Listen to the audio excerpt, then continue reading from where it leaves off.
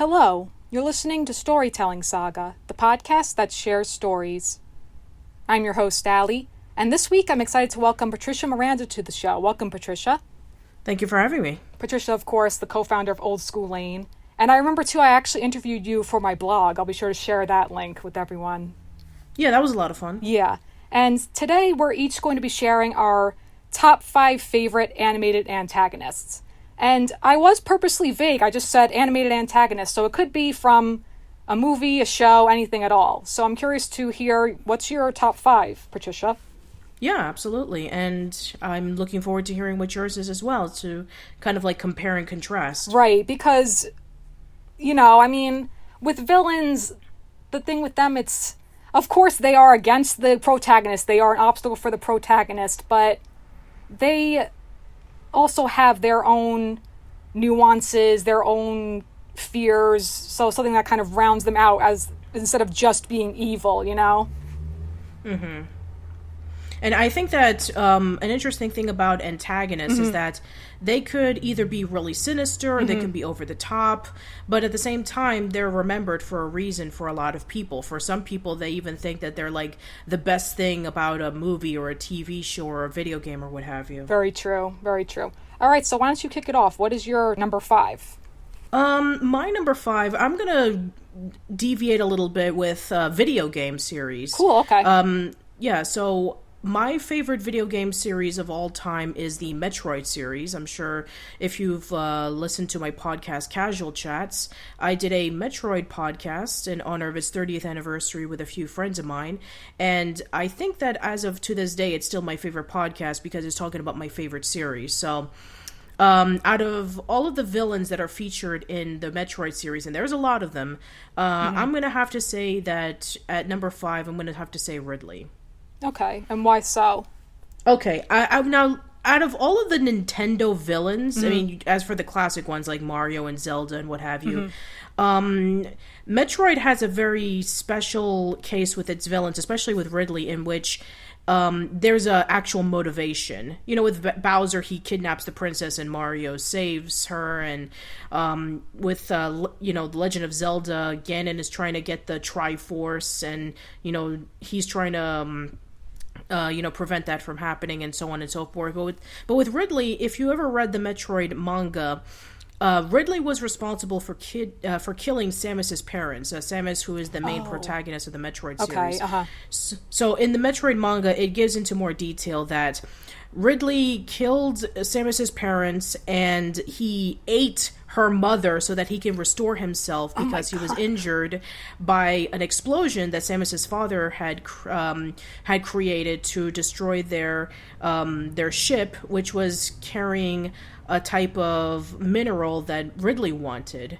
And so Samus has a vendetta against Ridley that, he was the one responsible for killing her parents.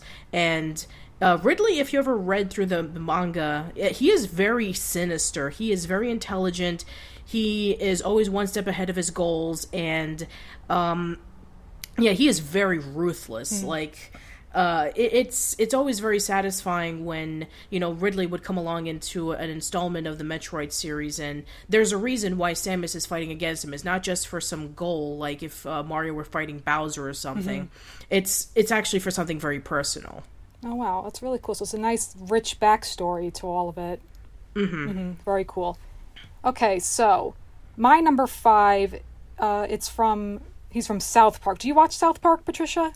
It's been a long time since I've seen South Park. It's funny because my relationship with South Park is kind of like very small. Okay. I remember that it was like one of those shows when I was a kid that I was not allowed to watch because when the show came out like around 97, I was still too young. So I think that when I was old enough, I did see the movie. And then I kind of dabbled in between high school and college, but that was like 15 years ago. So since then, I have not watched any new episodes of South Park. Gotcha, okay.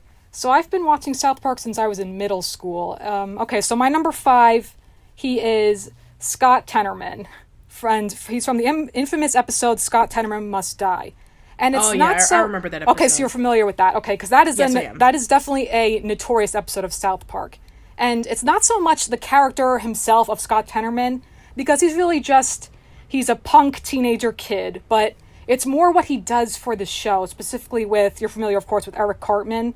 Yes. One of the main characters. So, in that episode, for anyone who's unaware, it's the episode where Cartman goes from this jerky, obnoxious, spoiled kid to this downright evil, sadistic kid with no conscience.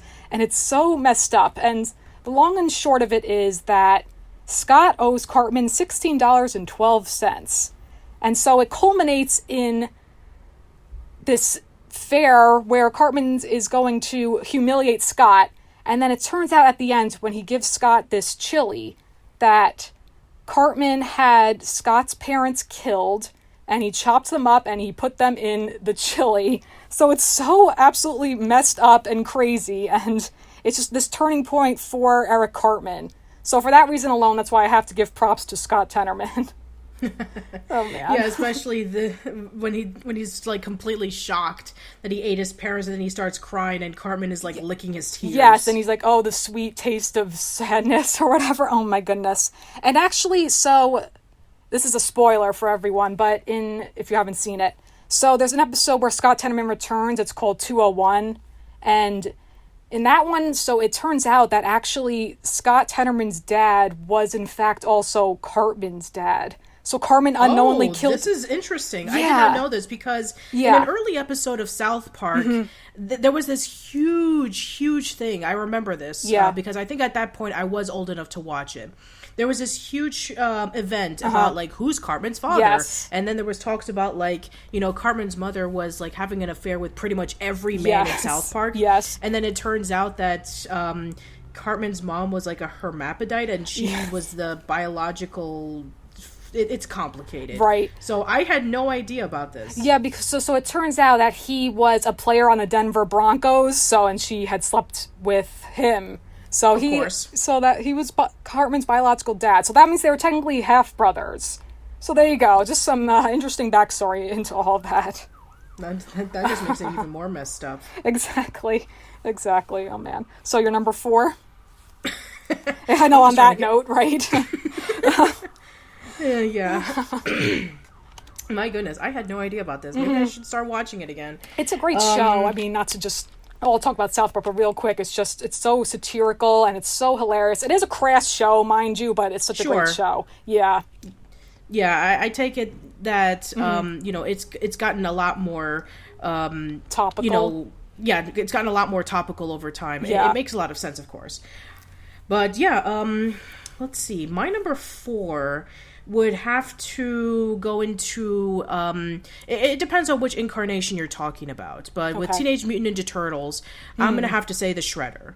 So in the 80s version, Shredder was like this over the top villain who wants to take down the Turtles, and in the 2003 series, he was like probably the most sinister that he's ever been, but there's a plot twist in which he's not the Shredder. It's complicated. But the 2012 version is when things started to get really interesting, in which there's like this really deep backstory involving with with Shredder and Splinter, and that his assistant Karai is actually Splinter's daughter, and he was like fooling her into thinking that it was Shredder's daughter, and there's just a sinister side of him in the 2012 version that just made it like very memorable. It's probably my favorite incarnation of the Shredder. It would have been the 2003 series, but that plot twist kind of like ruined it for me a little bit, but it was still really good. I did enjoy that aspect of it, but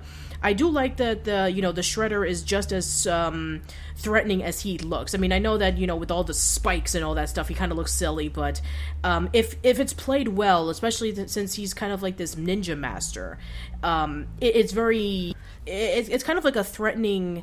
It's kind of like a threatening feel when the Turtles go up against him, and also in the last season, I'm not going to spoil anything, but this is when he gets his most sinister.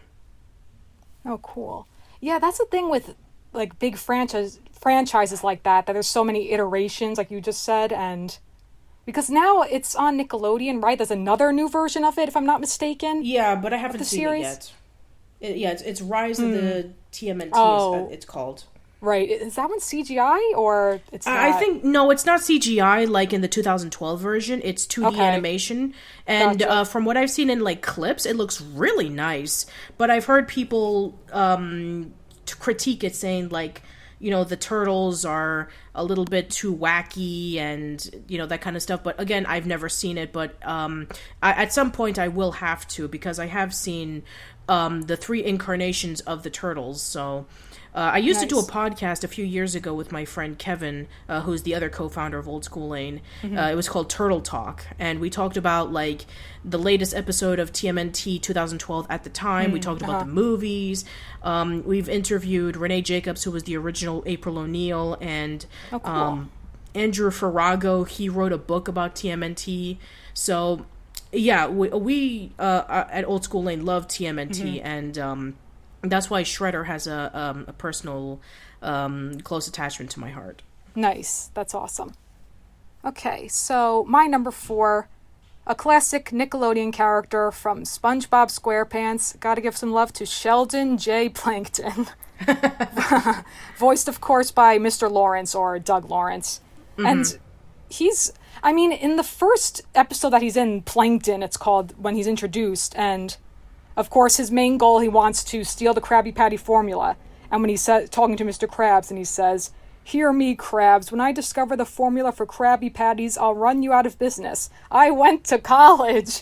Him always declaring that he went to college, like he's so proud of that. That makes him somehow superior, Yeah, even though he's a failing business about person.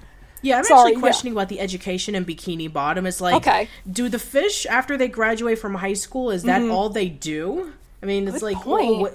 Yeah, like college. It's like, right? Yeah. I mean, what it's what is it like? Is it like the human equivalent of like going to a prestige school that nobody else can afford or something? I know. Yeah, because it seems like he's the only one, or he's the only one that gloats about it, at least. I don't know. Yeah, because, I can understand somebody like Mr. Krabs, like maybe after he graduated from school, then he went over to the Navy and he never went to college. Right, he was in the war, yeah. Yeah, so I can understand that, but what about for everybody else? SpongeBob I can see because he's still young.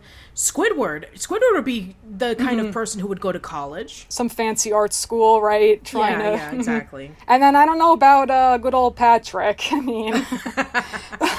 Patrick's special. Yes. Oh my gosh. A few other quick Plankton quotes. In the same episode when he's introduced, and that episode's so crazy when he takes over SpongeBob's brain, and then he's controlling SpongeBob, so then he goes into Squidward's house, and then he says, "Shut your mouth, you mediocre clarinet player." What a burn.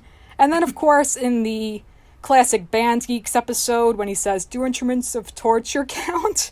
Instruments of torture, my god. And then another older episode, when he's teaching SpongeBob to be assertive, and then he says, "Surrender that ice cream cone, or every waking moment for you will become a swirling torrent of pain and misery." So such colorful vocabulary on Plankton. Very much so. So he's great. And then he's got his, computer wife, Karen.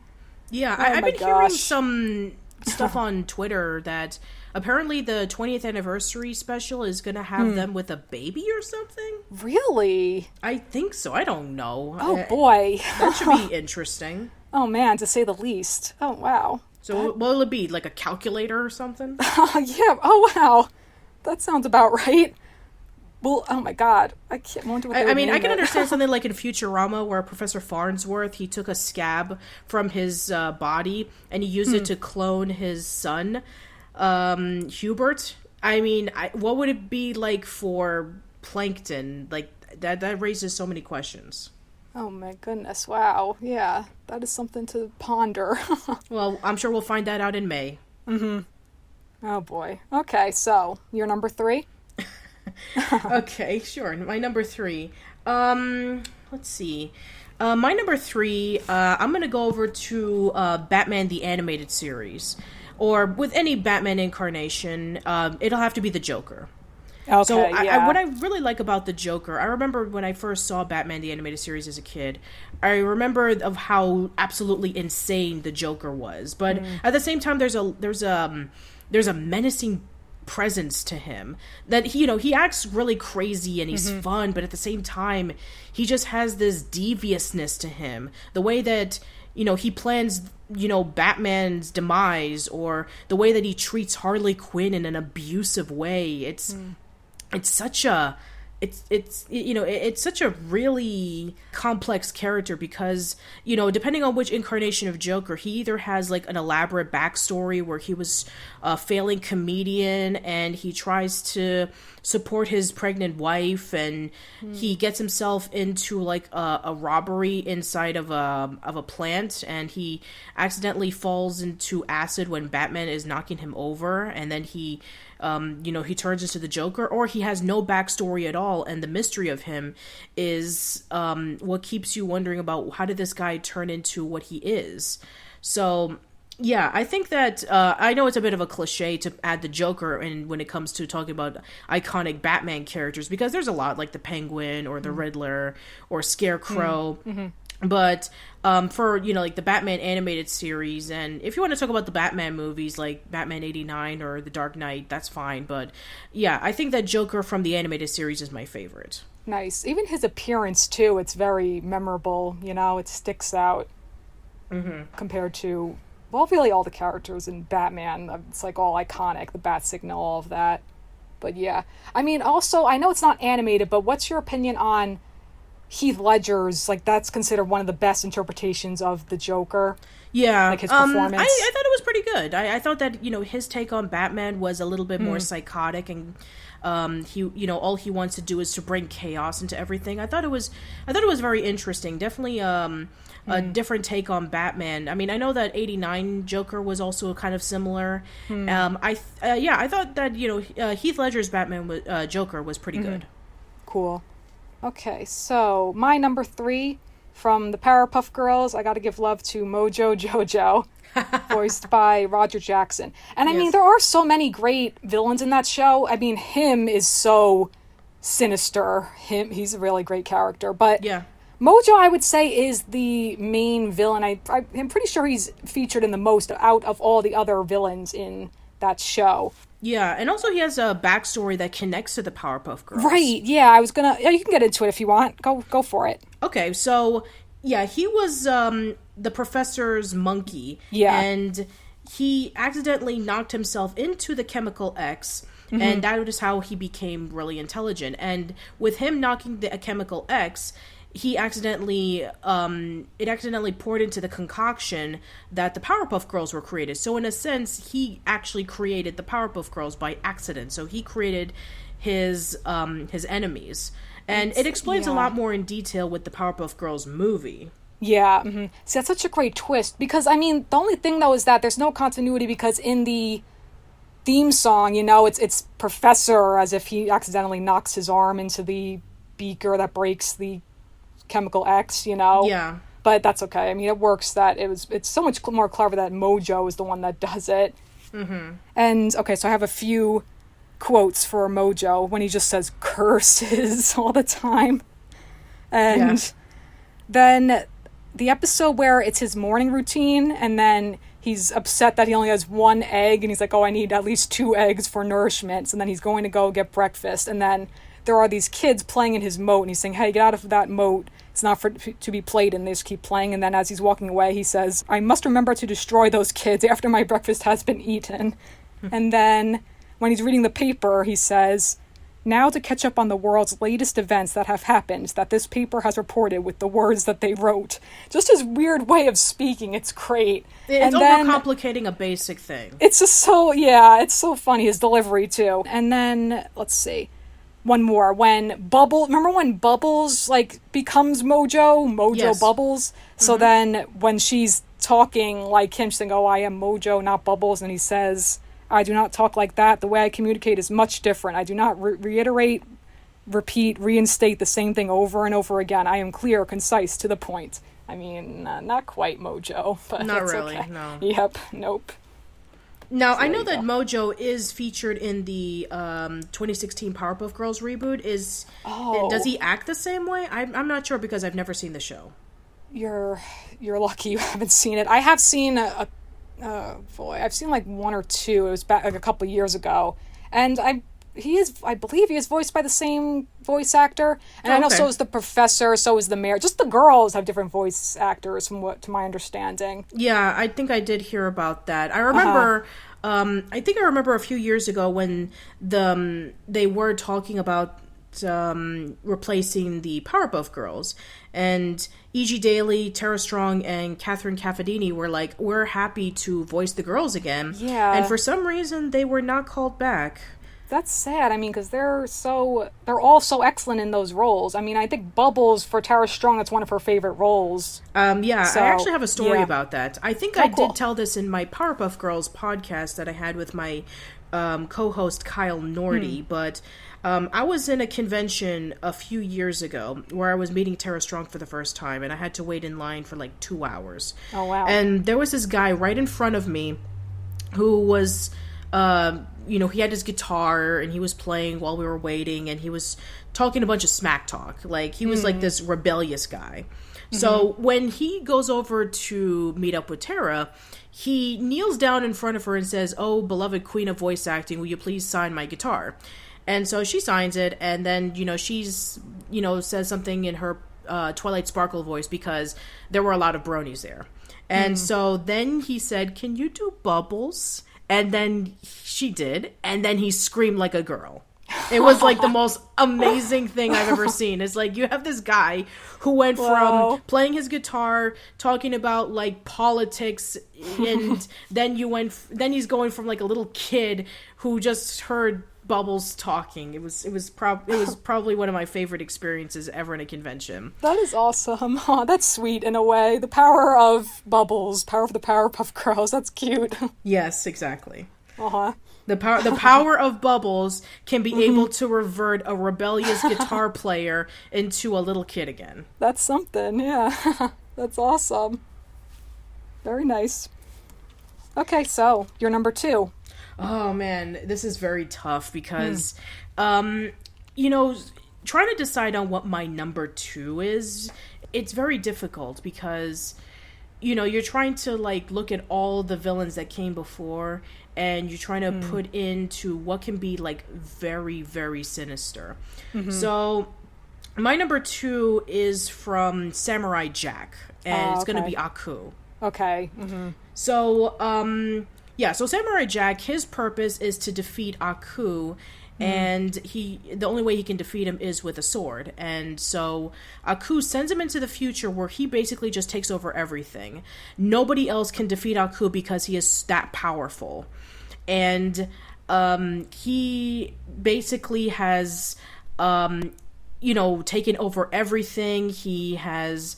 left some places desolate, or he's left some places untouched, but the point is that he's pretty much the ruler of the entire world, and only Samurai Jack can save the entire world as it is. But at the same time, he is so hilarious. There are so many moments from Aku that you can just quote and you can make a whole bunch of jokes with. I'm sure the most infamous one everybody remembers is when he's ordering a pizza extra thick. And that's just one of the good things is that, you have this guy who pretty much has taken over everything, has so many villains by his side who, he overshadows them, even though they're just as powerful, and he can be able to control everything, and yet at the same time, he has so much humor that you kind of just like him. You like him just as much as Jack.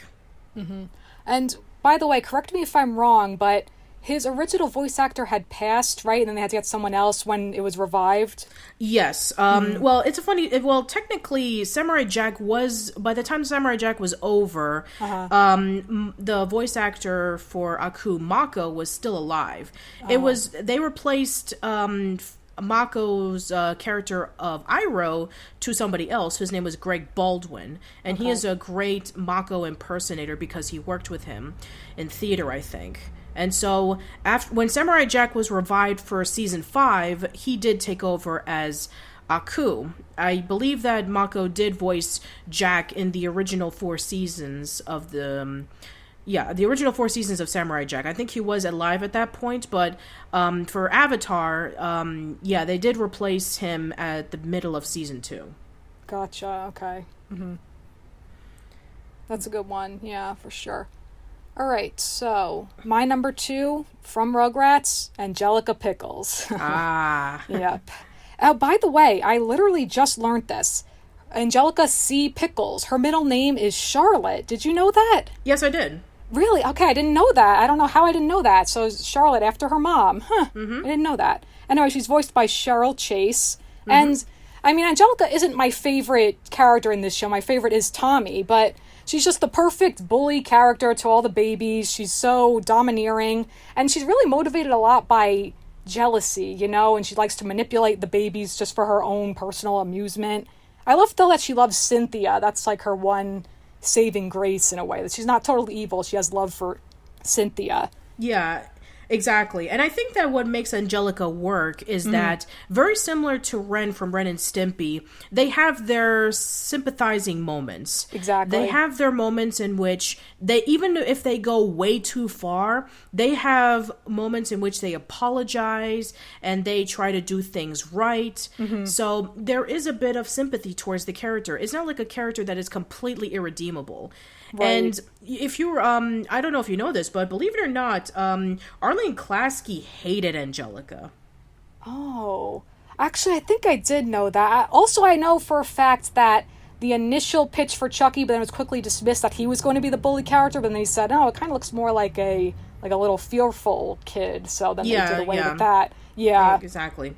Uh-huh. Because, I mean, there hadn't been really a lot of, like, you know, female antagonists that are supposed to be like the main characters, especially for somebody that young. Right. I mean, sure, you've had like, you know, Disney female antagonists and maybe occasionally like a female antagonist for like a superhero cartoon, but somebody like Angelica was something brand new.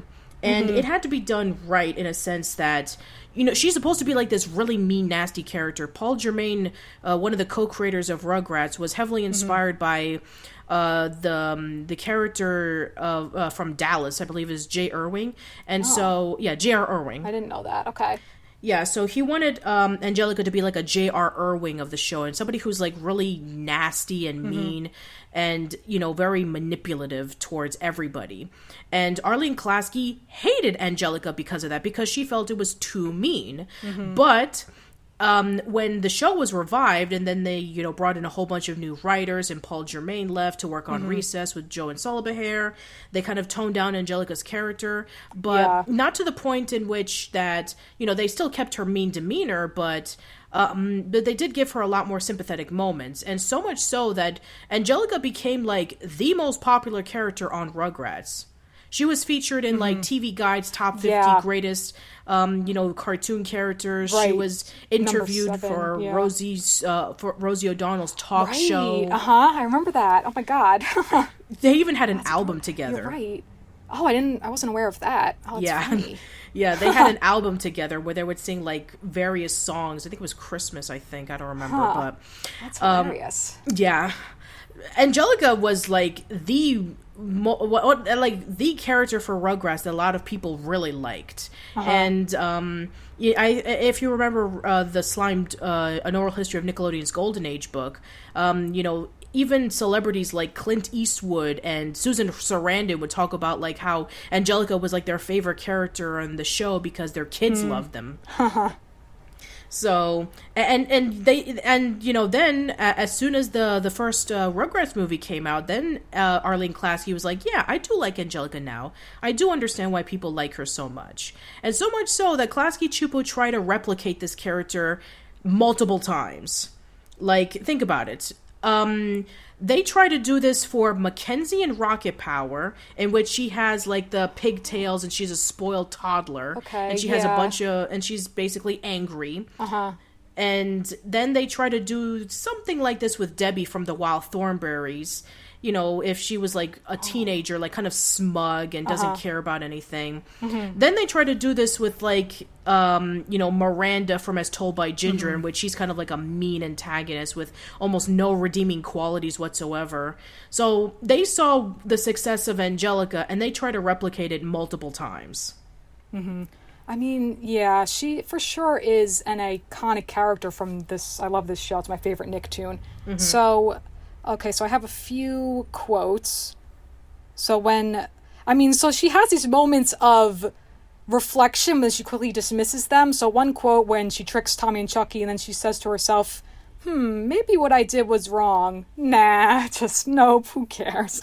And then on her birthday, when she's saying, I got responsibilities now, and Phil says, sponsorbilities? And she says, that means I'm not allowed to have fun anymore for the rest of my life. I mean, just a tad dramatic there. Goodness, sure. You know? I mean, because she's such a spoiled... That's the thing, too. She's just so spoiled in that her father, Drew, he just plays into her personality the way she is, like, oh sure, princess, my cupcake, all these things to make her feel like she's this amazing, great little kid. I mean, it's nice that she has high self-esteem and everything. It's just then she just stomps on these babies and it's just so unnecessarily cruel to them. It's horrible. Yeah, but it does make a lot of sense if you look into her upbringing. You know, her parents are constantly working, and so they feel like they need to overcompensate the fact that they're almost never around to give Angelica all of these items. And Charlotte is a very independent woman. You know, she is... You know, she's basically like working in this like big business where it's all about competition, and she has her assistant Jonathan that she always pushes around. And so with Angelica seeing her mom pushing Jonathan around, she thinks that she can push the babies around. Yeah, very true. So everything that she does has a meaning. It's not like just, oh, she's just being mean for mean's sake. There's a reason why she's doing it. It's also just the simple fact that she's an only child. I mean, there was that episode when she thought she was going to get a little baby brother, and then she was freaking out about that. Yeah. Because that's why, of course, that's why it makes sense that she is Tommy's cousin and not his big sister, you know? So, okay, anyway, a couple more quotes. I love this quote from the Santa Experience, you know, the Christmas episode, when she's talking to Phil and Lil about presents. Yeah. Just her sass, and I just find it hilarious when she says, "It all started when the first present was given by the Pilgrims a long, long time ago. After that, everybody started giving presents. Even the Easter Bunny started giving presents. Until Santa slapped him with the lawsuit." I mean, where did she get her information from? She's got an active imagination, for sure. I'll say. You know? And then just a couple more. So then that episode when she falls in love with Dean, you know, the kid with the tricycle. And then she says, "I'm playing the most dangerous game of all." And Chucky says, "Musical chairs?" And Angelica says, "No, dummy, love. Like, musical chairs. That is dangerous." That's so funny. I mean, it could be. I mean, if you're, like, trying to get the chair. Right? And if you're trying to run over and you're trying to, like, push the other person, it's like, I know, it's my chair. It gets aggressive, those kids. Oh, my gosh. Yeah. And then one more. So it's from the episode. So this was the second iteration of Rugrats from the episode The Family Tree. And I think this sums up Angelica so well when she's talking to the babies, and she just says, "Sometimes I wish I could be you, just so I could be friends with me." She holds herself in such high regard. So I think that just sums up Angelica to a T. Yeah, pretty much. Okay, so I'm excited to hear your number one. Yeah. It was very difficult to choose between Aku and this other person, but when I looked really deep into it, I think that there's a lot to this character that I absolutely love so much because of her complexity. Number one is Azula from Avatar: The Last Airbender. Good choice. Okay, so what made me choose this over Aku? Now, I understand that, you know, Aku is taking over everything and, you know, he's kind of very funny and somebody that you can, like, closely, you know, kind of, like, relate to, but an antagonist, for the most part, is somebody that you have to, like, despise, but at the same time, you kind of see their complexities and their faults, and Azula perfectly captures this. She is a character that has pretty much no fear whatsoever. She was raised very strictly by the Fire Lord, and she is determined to kind of like class her brother because, you know, he was such a failure for not fighting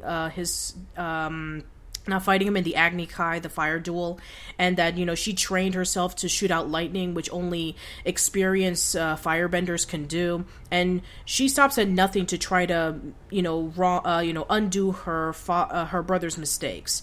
And so then, there's some amazing scenes, like the episode The Beach, where, we get to learn a little bit more about Azula, about how she was like this child prodigy, and how everything that she was given, she was never loved by her mom.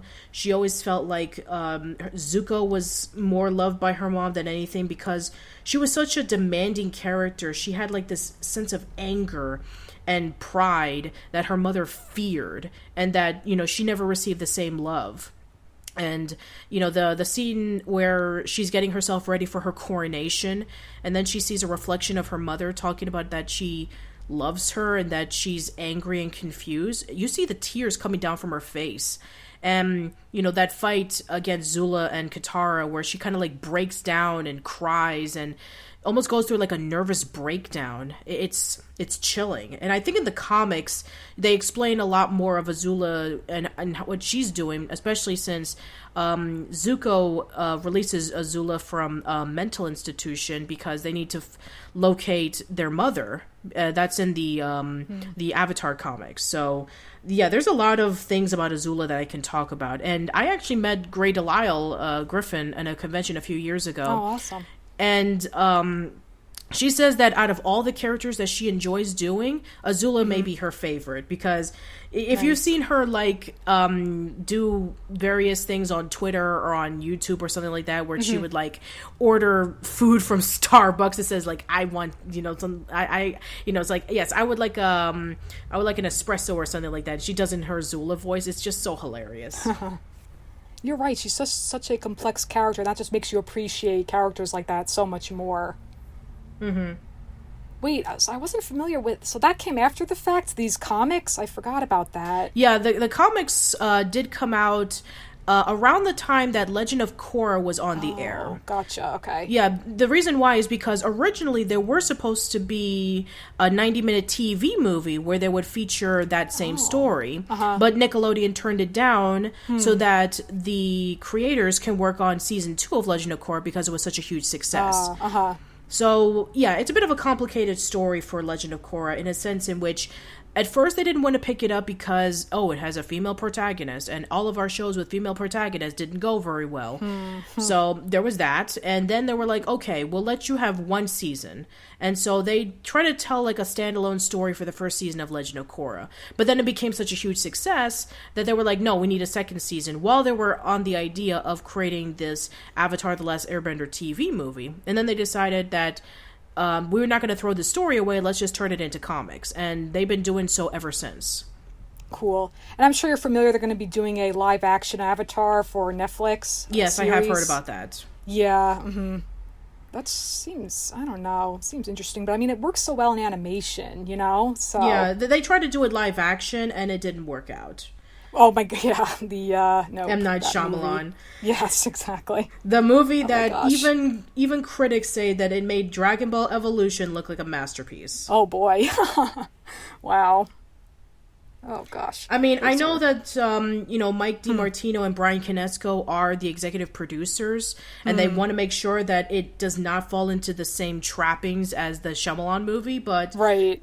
I'm gonna give it a chance. I know that we only had like so far one picture of like Appa, and that was pretty much it, and we don't know the full details of it, so I'm gonna wait and see what happens right before I give my full judgment. So then, real quick, is Azula your favorite character from Avatar: The Last Airbender? Yeah, that's very difficult because there are so many characters that I really love from Avatar. Like, I mean, let's see. I mean, I could have probably put in Zuko on the list because, he starts off as an antagonist, but then he turns into a good guy. So maybe, he should have been on the list because of his complexity, of him turning from, villain to hero. But... And then there's Aang and Katara. There's so many characters that I love. I don't know. I mean, I'm still kind of like, I go back and forth with my favorite characters. Sometimes it's Toph. Sometimes it's Zuko. Sometimes it's Aang. Sometimes it's Katara. I go up and down with this. I can't really choose. I never can with Avatar. I can with other shows easily, but not with that show. Right. Cool. Okay, those were all really great, awesome picks. Like nice diversity and everything. So, my number one from a Disney movie, The Lion King, going to Scar. That's awesome. Of course. Voiced by Jeremy Irons. And so, I mean, Scar, he's not my favorite character from The Lion King. I would say Timon is my favorite character, to be honest.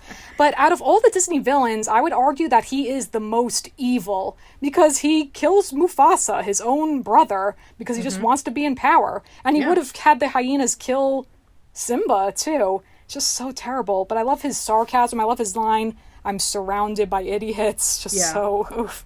And then, of course, when Simba's saying how he is going to rule the kingdom someday, and then Scar says, "Yes, well, forgive me for not leaping for joy. Bad back, you know." Yeah. And then when Simba says, "Hey, Uncle Scar, when I'm king, what'll that make you?" And Scar says, "A monkey's uncle." Yeah. God, and Simba says, "You're so weird," and he says, "You have no idea."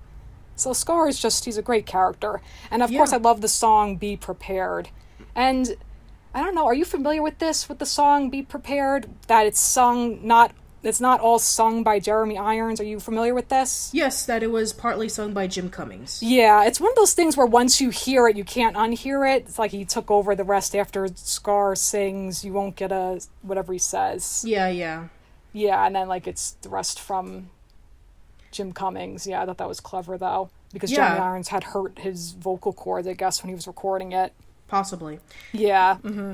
Yeah. But then, it's actually very interesting about how Jim Cummings is able to, take Jeremy Irons' performance while he's singing that song, right? And just like doing it in the middle, as opposed to like singing the entire thing from the beginning. Exactly. Yeah, that's true. You're right, and it's seamless. He does it. It's really well. You can't really notice it unless you're listening for it, but it's well done. Mm-hmm. And what's your take on the upcoming quote-unquote live action, even though it's really just CGI Lion King? I mean, I'm kind of hesitant of it because I don't know. There's something about the Disney remakes. I mean, I've only seen like maybe I haven't seen like most of them, to be quite honest. Okay. But I did see the trailer and it looked fine, but it's not something I'm like really looking forward to. Because it doesn't need to be remade. The original animated 1994 version is a masterpiece. It's so beautifully done. Everything about it, the animation, the music, it's all perfect. Yeah, it's fine the way it is. Exactly, now, but personally for me, it's just easy money for them.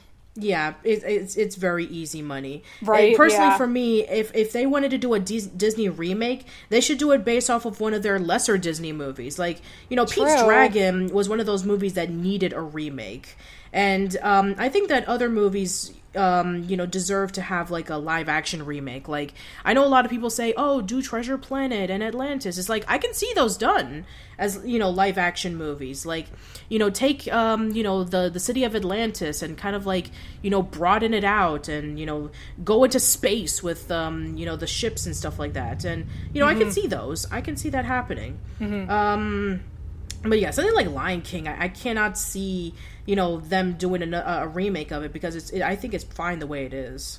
I'm sure also you saw just to deviate a little bit, but another Disney upcoming live action movie, Aladdin, the horrifying genie. The genie, yes. Oh, God, yeah. All the memes that came out of that with Will Smith's blue face, the CGI genie just looks horrifying. Yeah, no. What they should have done is that they should have taken a page from the Broadway version because the genie is dressed in blue clothing and it makes a lot of sense because he doesn't have to be painted. He just needs to portray himself as who the genie is, what they can do. Right. And, I've seen interviews of the guy who plays the genie in Broadway and he's amazing. He is. He steals the show. He's excellent. Yeah. They should have taken that. They should have taken a page from that in which you have Will Smith and he's dressed in blue attire as opposed to painting him blue and now he looks like a Smurf. Exactly. Oh my God. Oh, it's just legit, it's horrifying. Oh my God, it really is. While we're talking about Scar, I think we should talk about the deleted scenes that never featured in The Lion King. Because I actually did record an episode of my podcast talking about deleted scenes and deleted songs from Disney movies. And I think it's very interesting that how at one point it was very close that Scar would have been like a pedophile. Oh, wait, with Nala? Yes. Okay, because you know what? That's actually in the stage adaptation. Yes. There's a scene with that. Yeah, that's... Oh, God. Yeah, the madness Horrific. of King Scar. Yes. Oof, yeah. Thank God they cut that out. Yeah, no, we don't need that. Yeah, no. There was another song that was jeez. cut from the movie. They were going to reprise "Be Prepared" with Scar singing to the lionesses, and talking about how the hyenas have officially taken over Pride Rock. I was unfamiliar with that. Yeah, it's basically like it's like a tweaked version of that same scene in which when Scar is talking about like, oh, why doesn't anybody love me? And then Zazu's talking about like, well, I mean, compared to your brother Mufasa, you have no heir. And you don't have a queen. And then he's like, a queen? That's what I need. I need to have descendants to carry on my legacy. Then he sees Nala. And then there's that creepy scene. And then that's when he sings Be Prepared. And there was also a bit of like a schizophrenic moment with Mufasa. Like when he sees him in like the like when he sees like the reflection, or he sees like a ghost of him, and he's like going insane a little bit. And then that scene in which when he confronts Simba for the first time, he's like, no, Mufasa, you're dead. And I think it's supposed to be like a little bit more elaborate on that from what I understand. But yeah, for the most part, I am glad that they did cut some elements of Scar from the Lion King, and I'm glad that they were able to tweak it a little bit for the Broadway version. Yeah. The Broadway version's just excellent, though. But it's pretty much, honestly, it's pretty much the movie verbatim, but they add in also a few other scenes, and they have also that song, He Lives in You, from the second movie. Yeah. Yeah. The second movie, though, they have Kovu. He's technically not Scar's son, but he's his successor somehow. Yeah, I think that I did a podcast on the Disney Toon Studios movies, and I believe that someone commented on that saying, oh, originally there was supposed to be a character who was Scar's son, but then they decided to remove that from the movie or something. I don't know the full details, but I think that was what happened. Well, because then there is the romance with Simba's daughter Kiara, so then they would have been cousins then. Yes, that's why they decided to remove that from the movie. Thankfully, Oh boy, that's all interesting. Wow. So, do you have any honorable mentions? You just want to give shout-outs to any other villains? I think that the honorable mentions you pointed out were really good. If I were to think of some other villains that I really did enjoy, that's really tough because there are a lot of them. There's a lot of Disney villains that I do love. Maleficent and Cruella de Vil, Jafar. Oh, good one. Frollo from Hunchback. There's a lot of them. I love Jafar too. My favorite line from Jafar, real quick, it's just when the Sultan's saying, oh, and this is Jafar, he's excited too, and he just says, ecstatic. So deadpan, I love that. I think that's great. Jonathan Freeman, Iago, though. Jonathan Freeman's fantastic, and he also plays Jafar in the Broadway version. Yeah, and it's great. That's one of the things I loved about that. They had him playing him, and it's just awesome. Same role, it's great. I also love Hades from Hercules. I think he's a great character. And I just feel inexplicably I need to give a shout out to the Box Ghost from Danny Phantom. I don't know why. He's a great antagonist. He's great. I'm kidding. No, I'm not. I love the Box Ghost. Danny Phantom does have some good villains. They do, yeah. Because when it comes to like Nicktoons, there's not a lot of like shows that have villains in it. You have My Life as a Teenage Robot, you have Danny Phantom, Avatar, Korra. But yeah, there's not a lot of villains in. True. But yeah, the villains from Danny Phantom. I mean, Skulker's a great villain. Right. Vlad is a great villain. Yeah, he's like the main one. Yeah, he's the main one. But Dan Phantom, like when Danny Phantom turns into the evil side. Yeah, absolutely. You're right. That's really clever. That's a great one. Yeah, because it's technically Danny. It's the evil Danny. Yeah. Also, Ember too. I really like. Oh yeah, Ember's a great villain. Yeah. And then, Fairly Odd Parents, you have Vicky. I don't really care for Vicky. You have Crocker. He's a great character. Dinkelberg is hilarious. All the memes with that. Dinkelberg. Sure. And he's just a nice guy. He's just a guy that is so unassuming. He's like, he just goes over to Timmy's daddy's like, "Hi, neighbor, how you doing?" And it's like, why does he hate him? It's like because he's successful. It's like, come on, dude, don't. Exactly. It's like all stems from jealousy. Yeah, it just really does. I remember watching this really dumb anime a few years ago called Gun Sword, and it's supposed to be like this like bounty hunter / drifter, and he's trying to hunt this villain for revenge, and it turns out that the villain is actually a really nice guy, and he's just so unassuming. So it's like it's like you kind of like question. It's like who's the evil one here? Is it the antagonist? But at the same time, they have some complexities and some characteristics that make them good? Or is it the villain themselves that are, like, to the point of anti-hero? It's a bit complicated. Very true. You know what? That actually reminds me, Invader Zim, he's technically the anti-hero, but in that show, from Zim's perspective, Dib is the antagonist, even though he's technically the hero. Yeah. With that. Mm-hmm.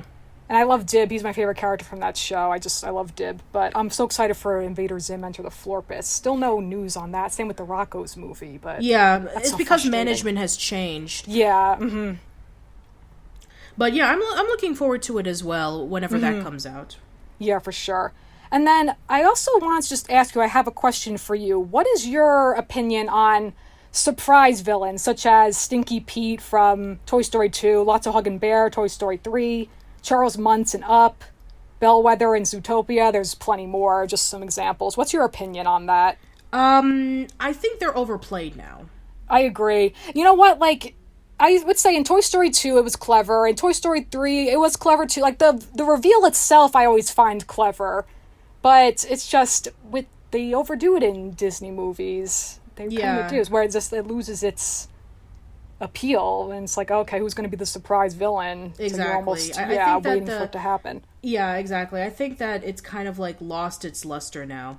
I think that they need to go back to the drawing board as for like what can be good for villains, and also Aaron and I, Aaron Mehta from the Aaron Mehta Show, we're doing DreamWorks movies for Dream Machine, and there's a lot of great villains over there, like the fairy godmother from Shrek. Oh yeah. There's a lot of great villains on Kung Fu Panda that are fantastic, and How to Train Your Dragon. So yeah, there's a lot of villains that we can like cover, but I think that for the most part, those are the ones that the ones that we talked about were some of the ones that really really gets us interested in learning more about them and seeing how they react to people, or to how they want to take over the world, or how they want to create chaos. Just something about them that just makes them really fascinating. Absolutely. Well, this has been awesome. Thanks so much for joining me today, Patricia. Absolutely. Thank you for having me. Of course. So let everyone know where they can find you on social media, where they can find Old School Lane. Yeah, sure. So you can find Old School Lane on YouTube. It's youtube.com/pbm717. I have my own videos. I have my own podcasts. There's casual chats where I talk about various topics. Currently, there is Dream Machine, where, as I stated earlier, my co-host Aaron Mehta from the Aaron Mehta Show and I are covering every single DreamWorks movie leading up to How to Train Your Dragon: The Hidden World, which is actually out right now, but we won't be covering that movie for quite a while, maybe in the next month or two. And then also there's my other stuff. You can check out PixMix if you're interested in Pixar movies. We also covered every single Pixar movie leading up to The Incredibles 2, and we will talk about Toy Story 4 when that comes out. If you are into Nicktoons, I have plenty of Nicktoons content. There's As Told by Ginger, where I cover As Told by Ginger month. There's We're in Between, where I review every single episode of As Told by Ginger alongside with Casey and Ashley from the Friday Night Nicktoons podcast. I have my own blog, oldschoollane.blogspot.com. I haven't been posting a lot of stuff recently because I've been in school and I've been really busy, but don't worry, content will be coming out really soon. So, the final thing is I have Facebook, facebook.com/oldschoollane, and you can follow me on Twitter at Patty_B_Miranda. Awesome. Yeah, and I'm a big fan of your videos and your podcasts and everything, so I'm glad I was able to have you on, and we had a great convo about villains. And I think to sum up villains from SpongeBob, every villain is Lemon's evil. You just gotta, All right. And with that, that's going to conclude this week's episode of Storytelling Saga. You can follow the podcast on Facebook and Instagram at Storytelling Saga, as well as on Twitter at Storytell Saga. You can also send me any questions, comments, or writing prompts by leaving me a message in the contact section of storytellingsaga.com or by sending me an email at storytellingsaga@gmail.com. Next week, what in the name of Aunt Eileen's cabbageless coleslaw is going on? I'll let you know when I discuss the angry beavers. Until then, thank you for listening, and remember, write what you love.